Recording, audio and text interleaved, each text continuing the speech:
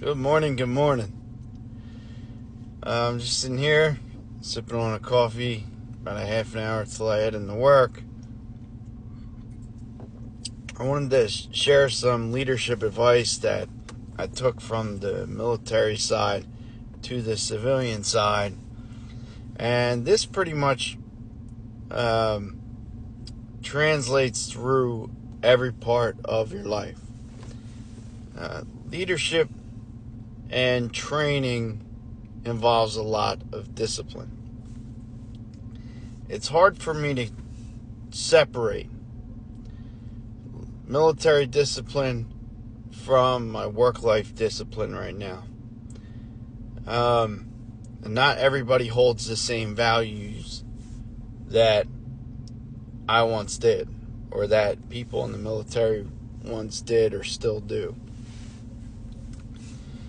But a big thing about leadership is learning the styles and capabilities and even effort levels of who you're working with. You can't always control sometimes who you work with, but you can kind of manipulate the situation around you at what they do and how they do it. And it takes a good leader to adapt to that.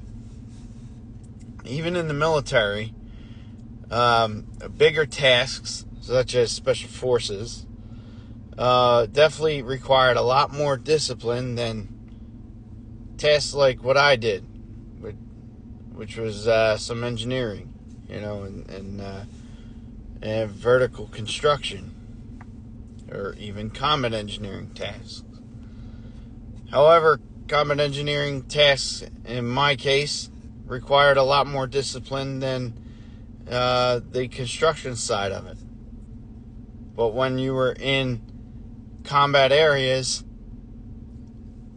discipline had to be number one, because it all involved, at any given moment, no matter what task you were doing, to possibly have to drop that and defend yourself.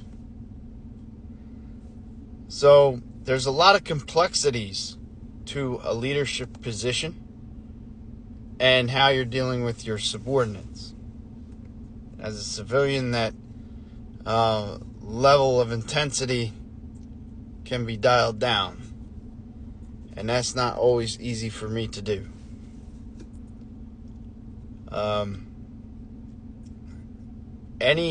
I've learned that anyone I work with can be trained to do properly what I need to do.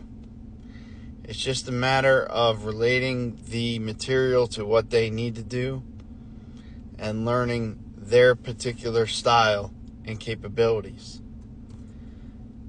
I also will take into consideration physical liabilities of that particular person.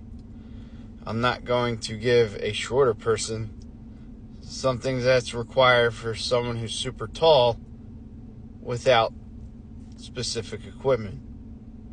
I'm not going to give someone who is half my size a task that requires them to lift a lot of weight, unless maybe I have someone there to help them.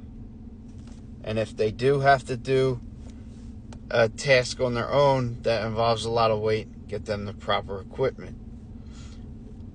And one thing that you have to instill in your subordinates is to recognize their own capabilities within the same respect.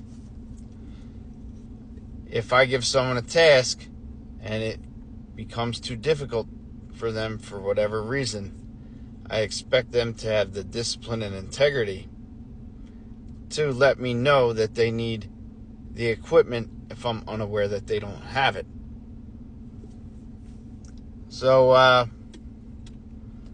that may seem like a lot of complicated stuff there, and there's a lot to factor in, but it all comes down to proper planning and composite risk management, which I'll cover in another video.